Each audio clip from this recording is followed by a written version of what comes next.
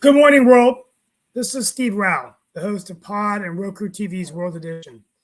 And I greet you live from the All-America city of Morrisville as we kick off this wonderful show where we talk about global affairs, innovation, an increasingly divisive and turbulent world politically, economically, and continue to navigate through tough times here in the United States and around the world. I'm sorry for the slow Wi-Fi connection, so I'm going to keep talking so you can hear me. I'm going to have to get that fixed. And I'm going to go ahead and begin my monologue, and then we'll be back on Thursday for the entire show. Well, the big news is yesterday, Donald Trump was indicted on 36 counts of felonies, or 34 counts of felonies for hush money payments, again, to Stormy Daniels. The president then admonished and went after the judge and talked about the fact that this was a political witch hunt for him, and was advised by the judge not to do that because in New York there's a law about obstructing justice that the president is drawing a very fine line. But the question becomes, was there evidence of a felony? What specifics had there been to justify this? And are they charging a man, in this case the former president, for a wrong crime that perhaps it doesn't surface to a felony? And the other question is, will this backfire on the Democrats? It already looks like it is, as many Democrats are backing Trump, saying this is a witch hunt, and it takes the Democrats away from the issues that they need to be talking about, which is the economy, inflation, what is our energy strategy. And meanwhile, from a foreign policy perspective, $2.6 billion more has been provided to Ukraine. So the president and the White House continues to invest in this war, and we'll be talking about that in a few minutes. At the end of the day, just to show you the divisiveness of our political system, and by the way, Wisconsin just elected a new liberal Supreme Court, and Chicago has a new mayor, Brandon Johnson, a county commissioner, who is now elected mayor of one of the largest cities in our country, beating a conservative to do so. Here in North Carolina, we've got a situation. A longtime Democrat, Tricia Cotham, who had been interested for a number of years in running for the State Department of Public Instruction, has just switched parties in North Carolina, creating a whirlwind of political havoc right here in where Mark Lee and I sit. This decision by Trish Cotham came as a shock to the Democrats, who now will lose their veto power in the governor's office, as the legislature in the House and the Senate both have a supermajority. This means that abortion laws will change immediately.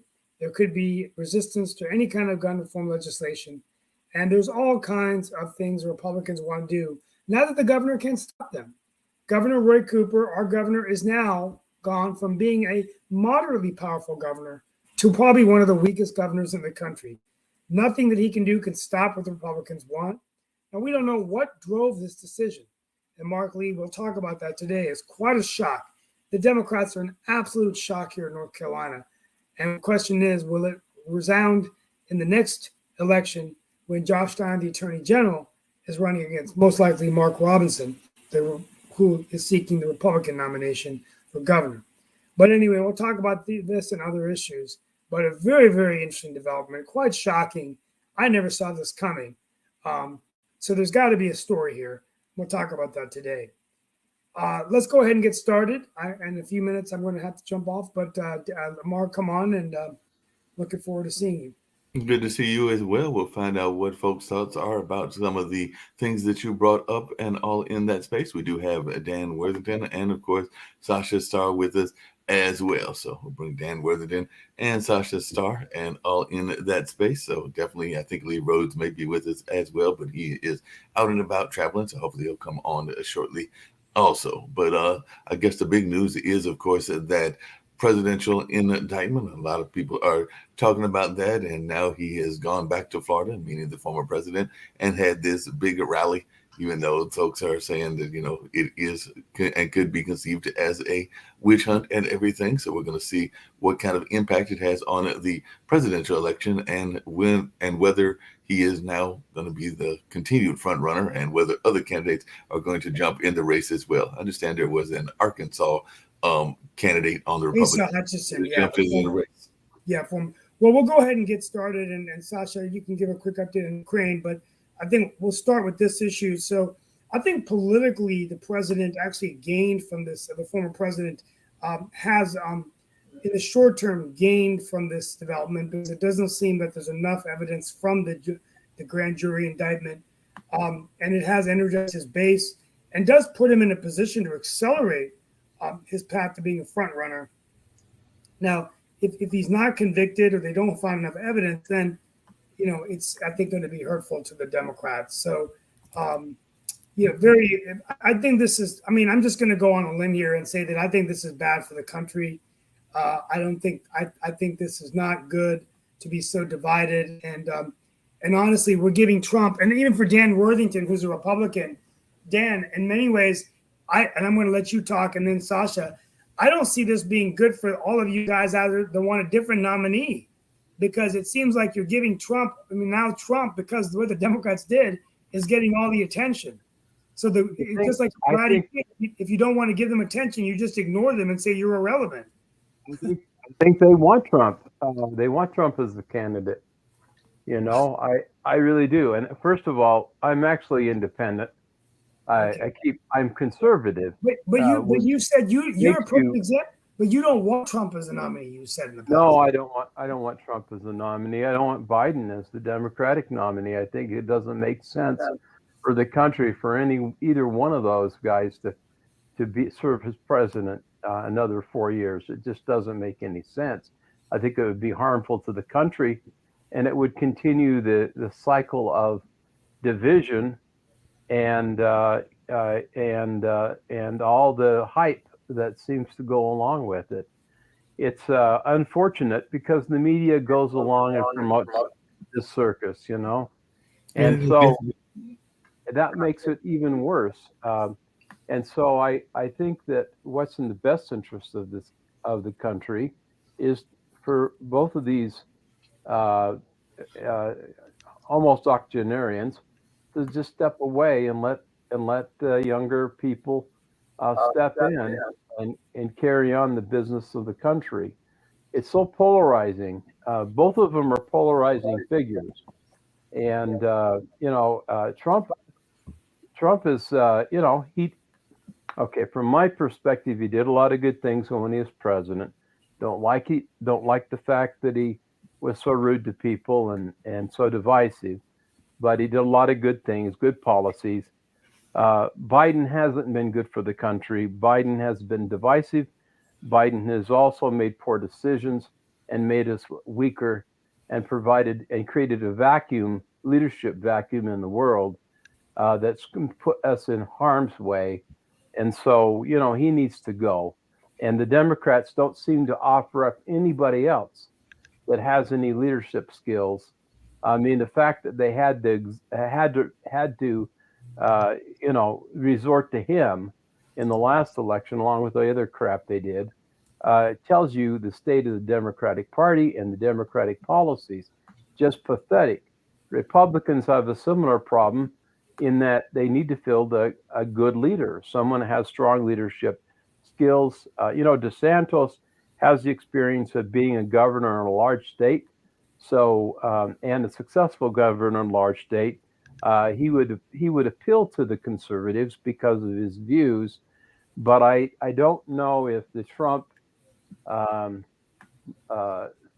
crowd will ever embrace him unless Trump embraces him too and just says, listen, I'm going to retire.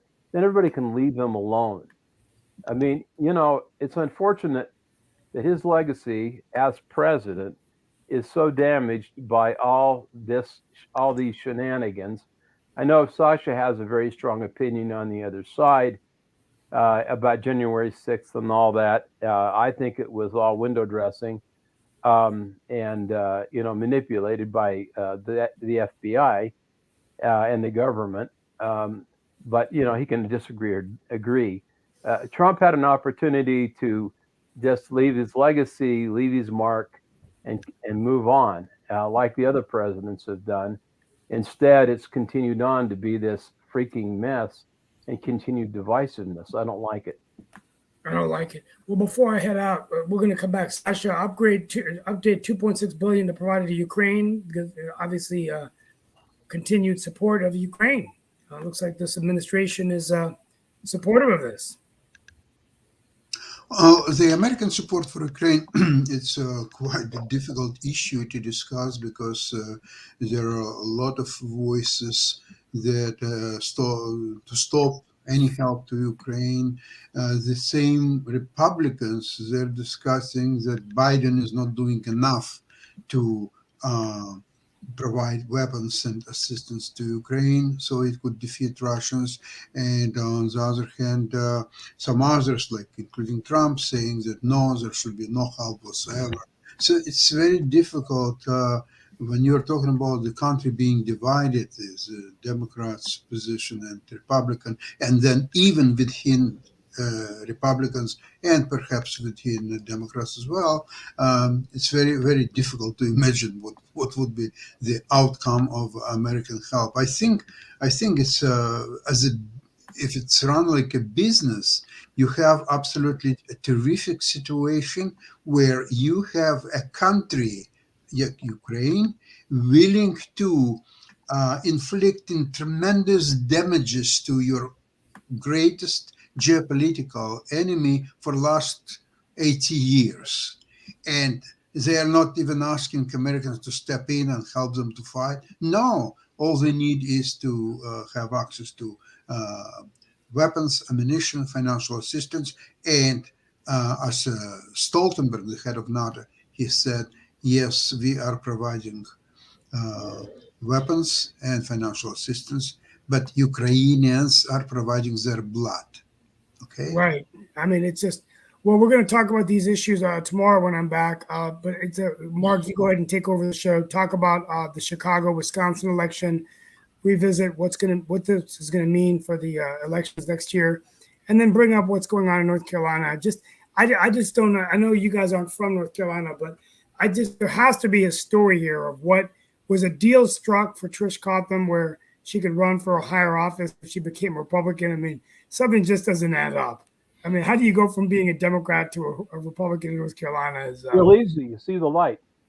Well, maybe she got tired of maybe the party went too far left for her, and she just was fed up with it. There are new parties that are out there. We know that David Walker, who is a regular here on this network and everything, has got his party, and we did talk about that on the Monday show, the No Labels that he is part of, and apparently he did say that Manchin is looking at that as well, and that they will not necessarily be doing the whole primary kind of system. It'll be like a convention, and then they will pick their candidate that they feel will be a strong candidate and can be a viable third-party candidate, which we've not had many viable third-party. What I don't understand is, as moderate as Steve is, other than the fact he's enamored because he's getting all this presidential attention, it makes no sense for him to continue to be a Democrat because the Democratic Party does not represent his values.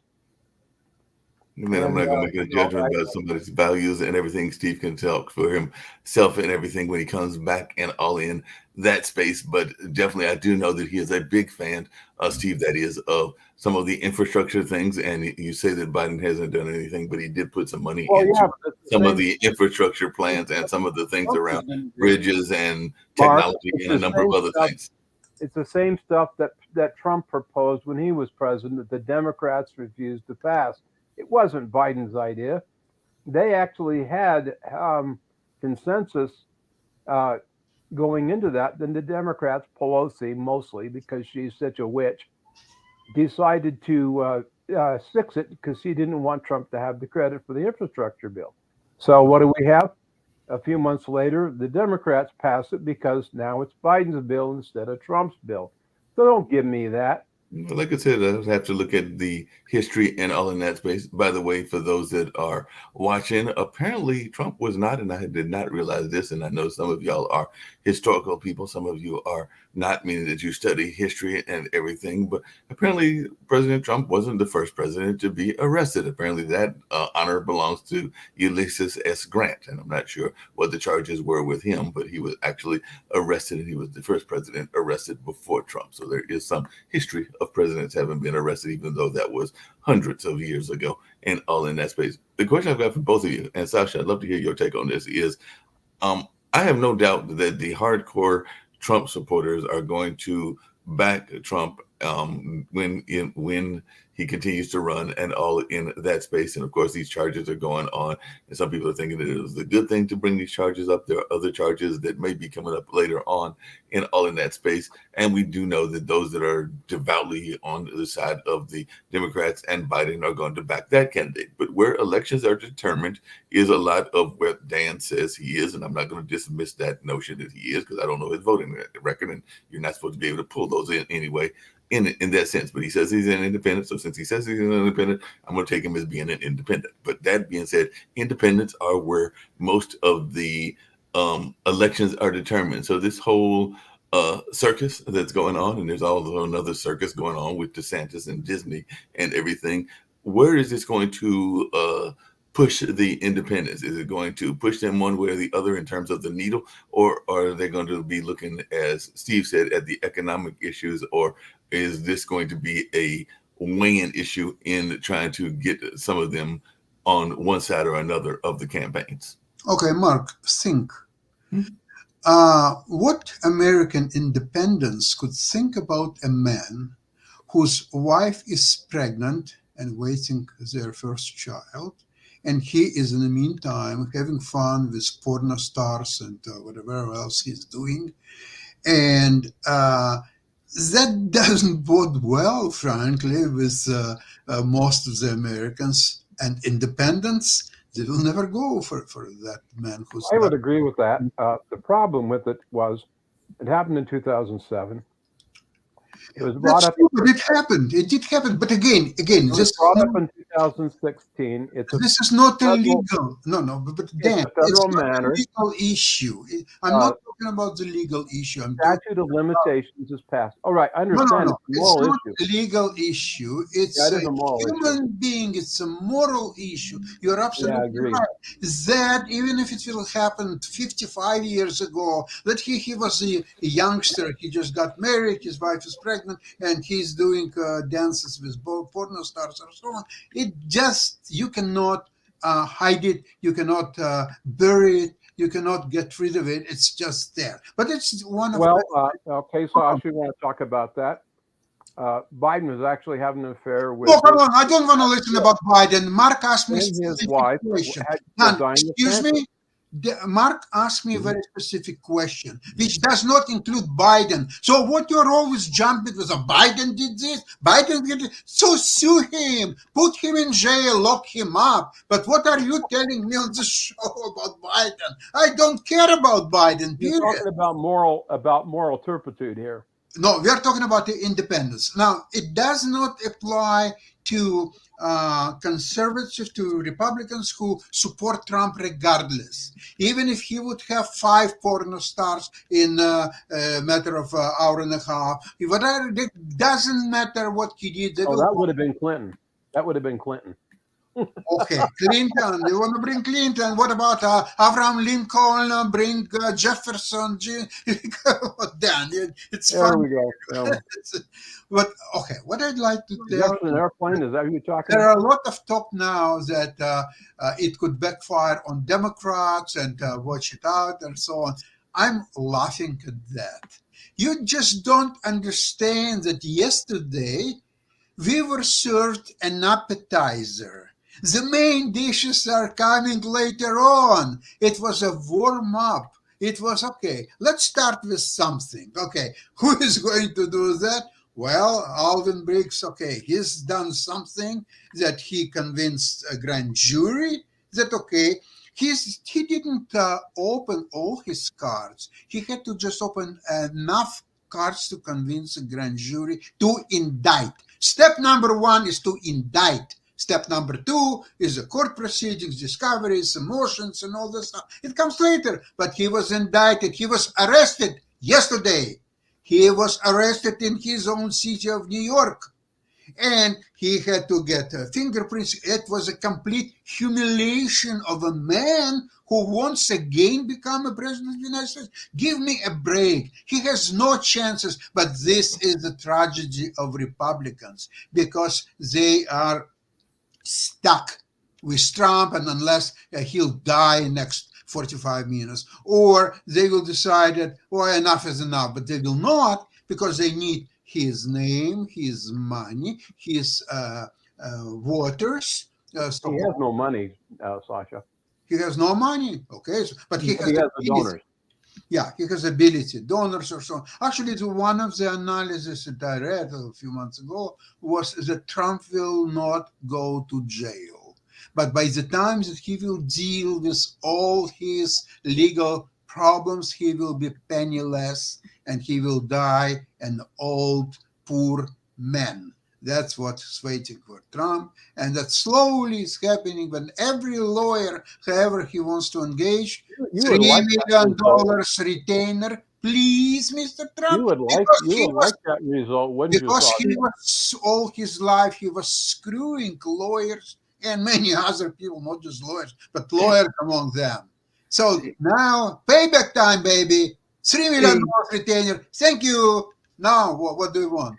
Hey, Dan, a question for you, because and I'm not arguing, because I've also said that there is some legitimacy to what you talk about when you talk about the deep state and a more global conspiracy and everything. So is some of these other actions that are going on around the world a part of this in your mind? Because as y'all were talking and debating, I was, of course, everybody knows about the Trump case, but apparently over there in Scotland, the husband of a former Scottish First Minister has been arrested over party finance investigation. So it does sound like this kind of stuff can even spill over into other parts of the world as well. So is there like some deeper conspiracy going on in that sense, where they are targeting the ruling elite of the world and all in that space? I was just wondering your thoughts, because as y'all were debating, I was seeing this article that was going on, and apparently it's over some finance probe that is going on in that part of the world. Well, some people just deserve to be probed. Right. No, I mean, there is a global reset. The banks are trying to basically control the agenda around the world, both politically and otherwise. The think tanks and others are pushing all this, Soros money, others who are of a similar ilk. Like Sasha famously says, all you have to do is follow the money, right, Sasha? I agree, totally. So you know who's funding all the yellow journalism and everything that's going on, that's pushing this agenda. And you have the Council on Foreign Relations that has always been pushing their agenda. Many of the media moguls are members of the Council on Foreign Relations. And so between that and the think tank groups and Musk's favorite group, the tycoons of the world, the elite are trying to make power plays. See, it really isn't about so much about right and wrong anymore, as we discussed yesterday biblically, right? It's about power and control. And it really doesn't matter to the elite what form of slavery or control they have over the people, as long as they have the control. And so the power levers are always used against the people. Look at the Fed. The power levels are being used against the people. Look at the inflation rate. The power levels are being used against the people. Speaking of the The feds, apparently, inflation is only another form of taxation against the people. Mhm. Who gets hurt worse during inflation, Mark? usually, Is it the wealthy, or is it those who are struggling to make a living? it's It's usually those the who poor. are struggling to make a living. The energy policy was deliberately designed to create an energy crisis in the United States and around the world. It was deliberately started to create hyperinflation and shortages and all the other things. The COVID strategy was designed to do the same thing, and all these ridiculous shutdowns in California and all their trucking rules and everything else were all designed to do the same thing. It's all singing off the same sheet of music for an orchestration of events that are intended to enslave and the American people and destroy the middle class. And so you want to talk about slavery. It really doesn't matter if you're black or white, if you're Asian or if you're Christian or Muslim or whatever it happens to be. The problem is freedom and liberty are the most important things. People of faith, people of good intentions, people who believe in the supreme being and that the government is to serve the people and that God is supreme and not the other way around. Uh, you know, we are blessed according to our faith intentions and according to our personal righteousness. That's how it works. Jesus died on the cross so that we can be forgiven of our sins. But the problem is we have to repent. We have to change our ways. We have to decide that we're going to do what's right. And that's going to mean something different for everybody based on your faith tradition. But if we continue along this path, we're setting ourselves up. The elite think they're going to win. They're not. Ultimately, they're going to lose and lose in a big way. Yeah, along those same lines and everything, apparently the FBI, the lovely group that we love talking about sometimes, has attacked, and I know that sometimes even in the investment space, which is another space that Sasha is very much aware of and everything, there is the whole notion of cyber crimes, and apparently in a effort that has a very unique name and everything. It's called Operation Cookie Monster. The FBI sees the popular cyber crime form that has apparently been used for a number of years and everything in large scale identity theft. So the FBI sees what they're calling a bot shop, Genesis Market, amid arrests targeting operators and suppliers and all in that space. So is this going to clean up what is a very much a harsh part of what goes on in the world and everything? And will this be a positive move? And have you heard anything about this, Sasha? And we do know that cybercrime has been very big. I mean, I'm sure that even the Russians are probably behind some cyber crimes, and definitely the some of the Asian countries, particularly China and all. But what is your take? Is this a good thing that the FBI has used their force and apparently come down on a large scale forum that has been used for cybercrime in that whole dark web area? Well, they have to do it, and the question is how effective they are. Would they do a better job? And when should they get involved? But it's very, very complicated issues, and I don't think that I'm qualified to discuss it. No problem at all. I do know one of the things that you're very qualified to discuss, and I'd love to hear your take on it, is what is going on in that war in Ukraine. I know we've been having discussions every Tuesday and Friday, so if you've not been catching that show, please do catch it. I know Ivan wasn't there yesterday, but we usually have some great videos that he brings from the Ukrainian standpoint that gives us some great insight as to what is taking place in that area and all in that space. But I was just wondering. We had very interesting discussion yesterday with Professor Lockwood. Mhm. The origins of Putin's aggressive policies that he's showing up for the last 15 years at least. And we agreed that it all started in 2007, his Munich speech, where he, you see, remember when Soviet Union ceased to exist in 91, it was very poor, impoverished country. That I always said that George Bush Senior, the Papa Bush, he could, for a song, he could extract all the nuclear arsenal of Russia, and very quickly, because they were absolutely dissolved. I'm talking about beginning of 1992.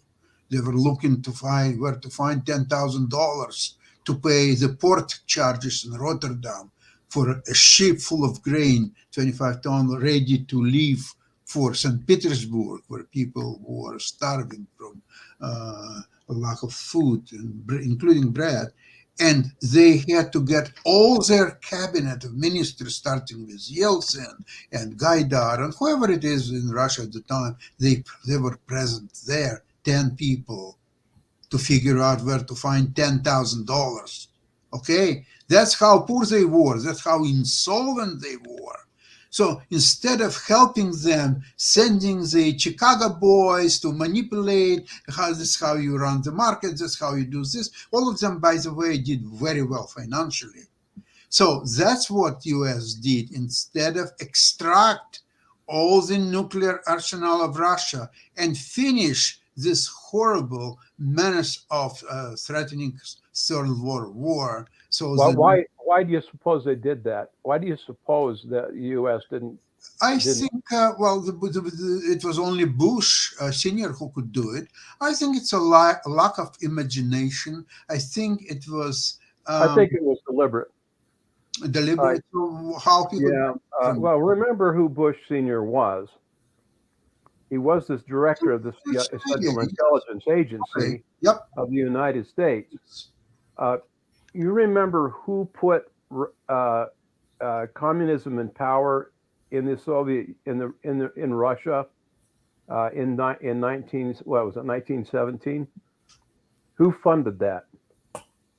Oh, there were many theories. One of them, Germans. They wanted to kick Russia out. Well, there are also many wealthy, progressive Americans that donated to that social experiment to overthrow the Tsar. But they couldn't be so influential as Germans, who really wanted. They could not win the war fighting on both fronts. And that's happened in the Second World War, the same thing, because they were fighting England, France, later US, and Russia on the other hand. So if they could exclude Russia from war, which they eventually did, by the way. So Lenin, who at that time, he was in Switzerland, and actually he was working, I read it in Solzhenitsyn's book, Lenin in Zurich. So he was working actually to have a revolution, socialist revolution in Switzerland. And according to Marxist dogma, the first revolution was supposed to be in the most developed and well-to-do capitalist country, which Switzerland was. So he was doing strong speeches and so on. But what he missed is in Switzerland, he was indeed invited on a lot of meetings, such as trade unions and some others, and they were bringing him as an entertainment. So they were drinking beer, enjoying themselves, and here the guy who spoke with a huge accent, and he was talking about the upcoming socialist revolution in Switzerland and how all people will be liberated and so on. So they just had laugh all the way, and they were just, for them it was a really great entertaining show. Yeah, so look how liberated all the communists are. Hey, Sasha and Dan, just really quickly, is Putin going to make it to the month of May or even the month of June? Because apparently one of the other news items that has come out is that a elite Putin security officer has defected. And he's also said what a lot of people were already saying and has been gone on around the world, that Putin is a war criminal. He also said that Putin had a hospital visit, and that was revealed by his ex-guard and everything. And he also shed light in some of his testimony recently about Putin's paranoia. And apparently he has a secret train network that is going throughout Russia, I guess, to make his great escape whenever this war goes the way that it is continuing to go. And he has to escape to some other part of the world, or maybe some other part of Russia and everything. But what is your take on all of these threats? Because it looks like there is some internal conflict, and we've got folks that are defecting, and maybe somebody within Russia is going to take him out. Well, because they have a place in Siberia for him, if all ready for him. Yeah, there are a lot of speculations that maybe Emperor Xi will provide Putin with a place where he can take maybe some medical help, maybe some. I think Putin needs a lot of medical help, including some from psychiatrists or so on. Now, for Russia, actually, I read the latest commentaries about the Trumps. They are furious. They're saying U.S. is a horrible country. How they could indict their best president ever. How dare they are. They all have to be killed. They all have to be handcuffed right there in a courthouse. Instead of Trump, the Briggs and all others, they all had to be immediately handcuffed and put in jail for what they did to the greatest president of the United States. Well, that would be a solution. So they're trying to play to the base of Trump to say that we're not really all that bad, because we also think that Trump is this great president, and all in that space is what it sounds like their propaganda is saying. Okay. But along those same lines, and I was wondering your thoughts about this, because this is somebody that you also study as well, but apparently Macron is going over there in China to meet Xi, that emperor that y'all were talking about and everything. And apparently he's saying that he thinks Europe should have a relationship with the China distinct from America's. So he was definitely thinking that a number of things should be going on there. And apparently there's maybe even a good cop, bad cop kind of routine going on, as the EU chief is also supposed to be coming there as well. So what is our thoughts about what is going on in the world politics and the way that folks are playing to or against China and all in that space? Because we do have folks that are going to meet this minister and I mean emperor, and see what they can garner from him and all in that space. The U.S. is extremely vulnerable right now because of China's push to move to the yuan as a reserve currency in the world. And any discussions between the other countries where China can influence them to move away from the dollar weakens the United States and could cause irreparable harm to our economy. China is trying to get concessions from other countries and trying to consolidate its economic power around the world. And they're trying to do that through diplomacy and, should I say, bribery and extortion. As means of diplomacy. The Chinese don't use those terms, but it really is just that. Well, guess what? Russia is now considering to get away from ruble and going into yuan. So yuan would be currency in Russia. So if you have Russia and you have China, you can easily get Iran, because Iran has nothing to lose going into yuan. And then we'll see. It could be the next one could be India, because Bolivia are worthless, and India could easily go into yuan, although their hatred for China and not very friendly. But from economic point of view, if India is buying Russian oil products or so on, they might as well go into yuan, and yuan could become a premier currency in the world.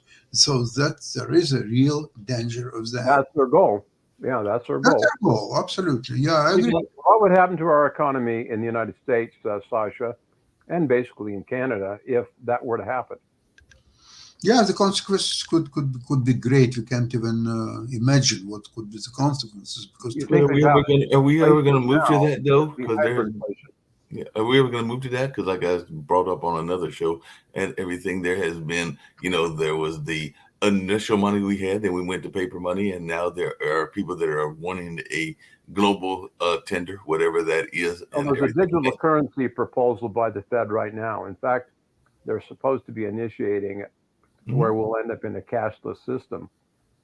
I understand Canada is moving towards that too, Sasha, have they?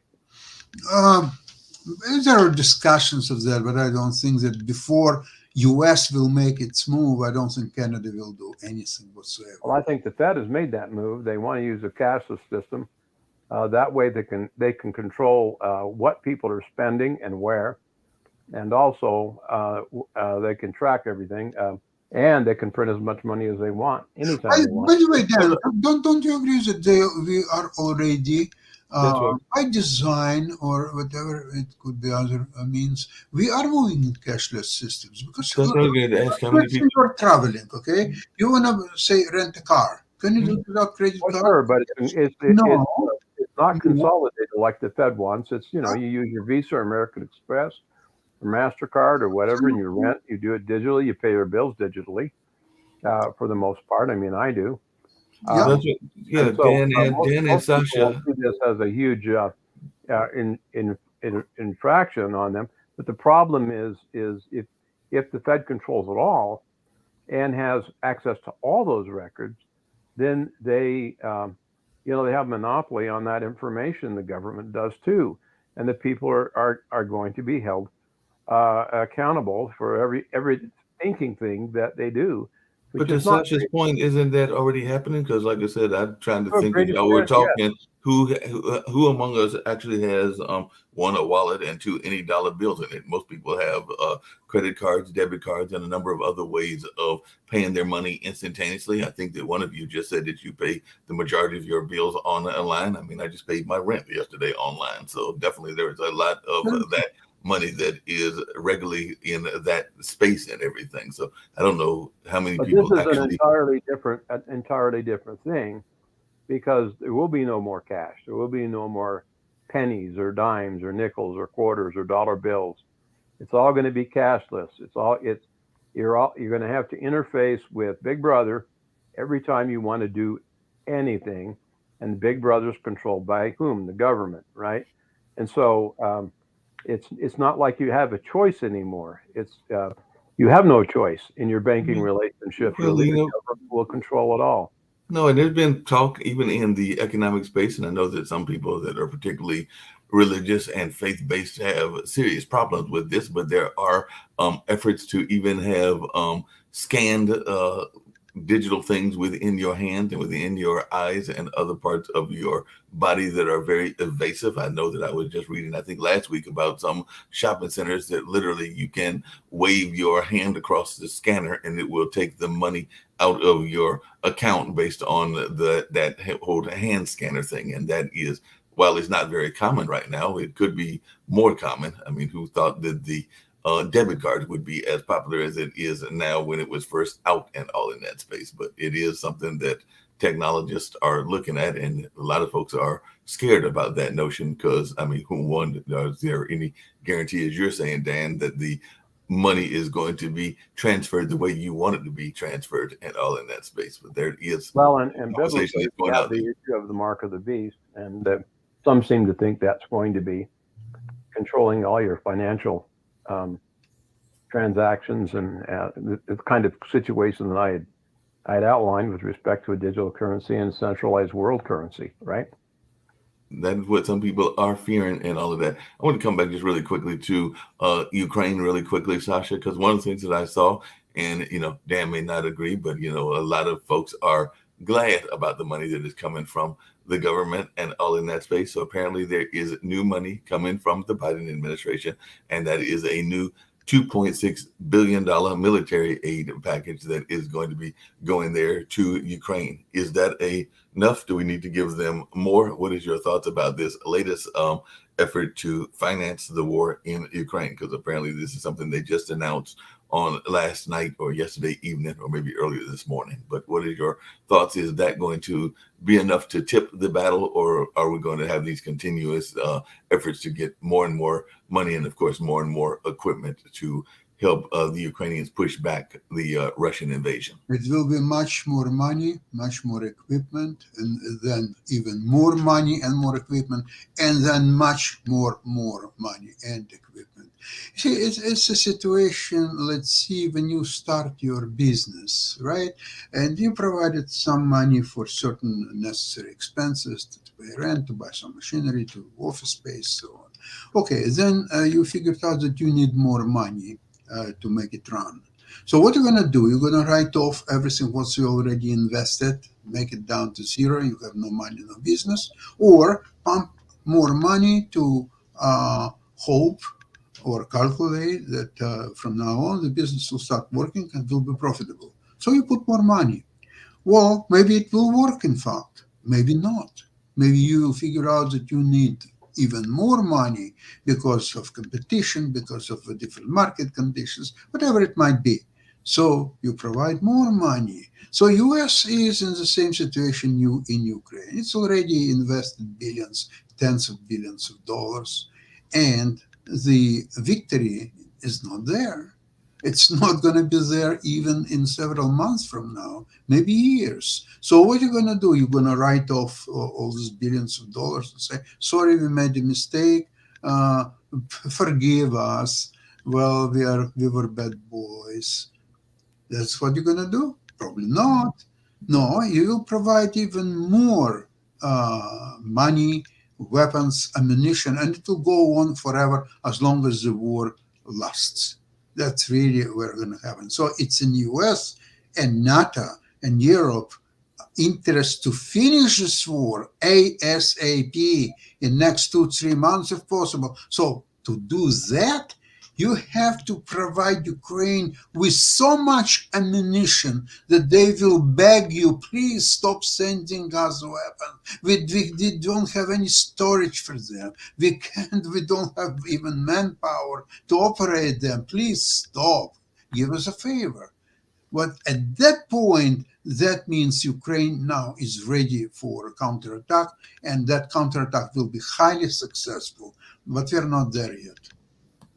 And speaking of that, and all in that space, there's another part of the world that has always been in turmoil, and apparently is back in turmoil again. So, what is y'all's two thoughts on what is going on there in Israel? Because apparently there is a conflict between Syria and Israel. There was a bombing of a mosque there in Israel, and there were a number of other things. But apparently, even Iran is another one of those lovely terrorist states and everything is vowing revenge against Israel after the Syrian attack and all in that space. So are we going to have another blow up of the Israel situation, or is this just going to be squashed very quickly and there won't be any blow up in that part of the world? Or is this going to be another case of another Middle Eastern war that could last for a while? War between whom? Apparently, Israel and Syria, Israel and Iran, there's a number of those. Apparently, Syria was attacked and all in that space, and they are also confronting Israeli targets. So definitely after the airstrike, Syria warned Israel not to drag the region toward total escalation. So I guess Syria is trying to say that Israel is doing stuff in that space, and they are thinking that it could be another full battle between the various countries that are in that area. Do you think that seriously Syria, which is run by a dictator who is using chemical weapons against his own people and who is impoverished, and his biggest international patron, Russia, having so many troubles on its own, do you think they have a right to say anything to Israel? They're on different levels altogether. It's the same like you want to talk today to not Donald Trump, forget it, say Elon Musk. You want to have discussion with Elon Musk. Elon Musk ask, wait a sec, who is that guy? What do I need to discuss? Same thing as Israel and Syria. Israel will ask, who is that guy? Why do I need to discuss anything with him? Because he will move left or right, we'll just destroy him, and that's the end of story. Then, but some of those countries do things that don't quite make any sense as well. Because the other story that I was seeing out of that part of the world was that apparently the Taliban has a order barring Afghan women from working in the UN because of some of their restrictive rules that they have and all in that space. And now that is going to put their own aid at risk. And so definitely it sounds like they don't care about the aid that they might be receiving because they're making this order and saying that the women can't work at the UN. And of course, I'm sure the West will be like, wait a minute, if you don't be fair to people in your land, and if you're not exercising human rights, then we will not give you the aid that we said we were going to give you. So as I've asked before, how much right do we have to infringe on other people's belief systems and their thoughts and all in that space? Because that is something that is definitely going on, where they are saying that, you know, you have this rule, we don't like the rule, so we're going to like not give you the money. So I mean, I'm just asking, should we be the world police? That's my question. Because the Taliban can make any rule they want, right? It's their country. We left it. We have no control over them. If they want to be a part of the international community, and there are rules tied to being part of the international community, they choose to not follow them, they have to pay the consequences. That's their choice, right? And so the United Nations has rules. And the Taliban doesn't want to follow them, then they don't get whatever funding is tied to that particular compliance requirement, right? That makes sense. But Sasha, what is your thought? Should we be serving as the world police? I mean, that is one of the things that has come up as to how much. It's not us, it's the United Nations that's doing this, right? In this case, it's the United Nations, but I'm just asking. I think the United Nations has to be absolutely disbanded, forbidden, and just get rid of this. It's a horrible organization, which was essentially it's a club of winners of Second World War, and which were U.S., Soviet Union, England, France, and China. I don't understand how France and China became winners of Second World War, but anyway, that was just to make it more round up. So these 5 countries control the United Nations. However, that wouldn't be so bad, except that in the last few decades, the United Nations grew up to well over 200 nations. And some small nations who are influenced by China or Russia or whatever, they have the agenda which is detrimentally opposite to interests of United States and Western countries, Western Europe, and they are making the decisions which are incredible. For example, right now, Russia is ahead of the council that actually is responsible for peace in the world, and we are talking about a country. Yeah, they for months of April, they're becoming like the chairman of that body. So the country, which is a criminal and which is the head of that country, is now the fugitive from the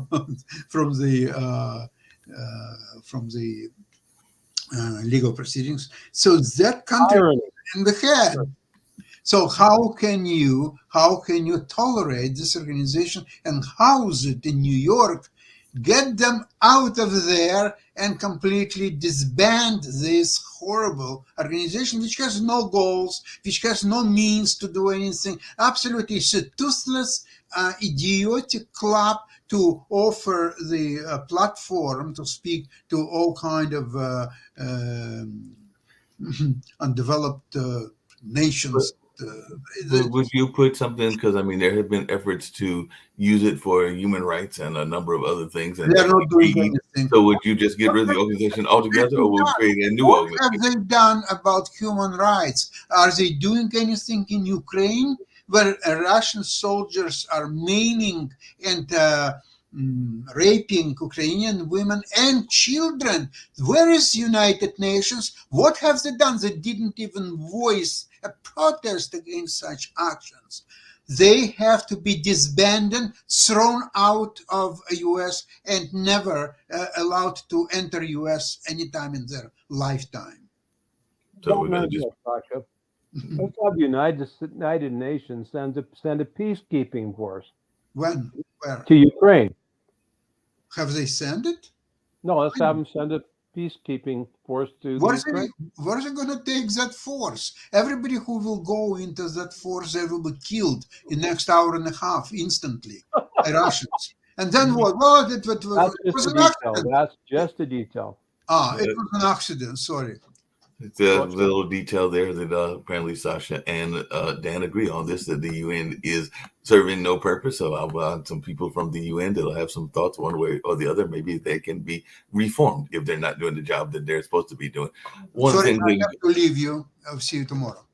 No, I'm getting ready to Sure. get out of here. All of us are in that space, so we've only got a few United more Nations. minutes anyway. I did have a question for you, Dan. I know Sasha had to leave and everything, but another thing that's going on is the economics and what's going on in the economics. And earlier in this show, Steve declared the pandemic over because he's going back and doing a lot of work. I know I'm going and doing a lot more work out and about as well. I mean, there is some jobs that are part of what I do that are in the hybrid space. So some of it is done from home at the computer, but there are times that I have to go out to a public building and all in that space. But apparently the private sector job growth has tumbled to 145,000, worse than expected, and all in that space, according to ADP March payrolls. So that being said, is the pandemic over, or is this just like a lull in what's going on, or are we still in the danger of some economic consequences to the pandemic and maybe even some health consequences to the pandemic? I was wondering what your thoughts, because definitely I heard Steve ready to declare the pandemic over, and I'm like, it is. It's over. What's happening now with respect to job reductions and everything else has more to do with the economy and the fact that large companies are laying off large numbers of employees and not hiring. Like Lee said, the pandemic never started. Now and so people are still getting COVID, getting sick of COVID. Mhm. That's like a cold, right? And so a serious cold, but nonetheless a cold, kind of like pneumonia. As an emergency, as a financial emergency, as an excuse to spend billions and billions of dollars, that emergency should be declared over, completed, kaput, because it's putting tremendous strain on our financial systems. It's also putting tremendous strain on inflationary pressures and hurting the American people for butkus. There's no reason for it anymore. There was not really a good reason for it to begin with. Some of the more well-developed countries around the world didn't close down at all and managed to do just fine, and they thrived. For the most part, our state didn't close down. Now, we were careful, but our economy continued to boom. Our unemployment rate never went up. And it's because of the policies we chose to use in our state instead of what the crazies did over in the progressive states, actually made the problem worse.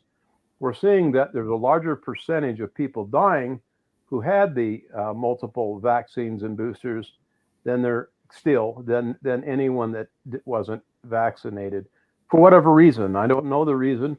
Also, there are some health risks and some morbidity issues that have been created from those who got the vaccine.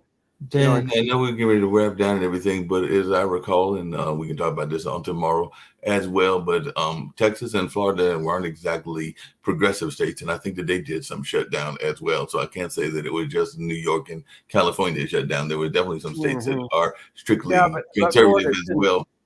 Didn't do it to the extent that New York did and California did, and neither did Texas.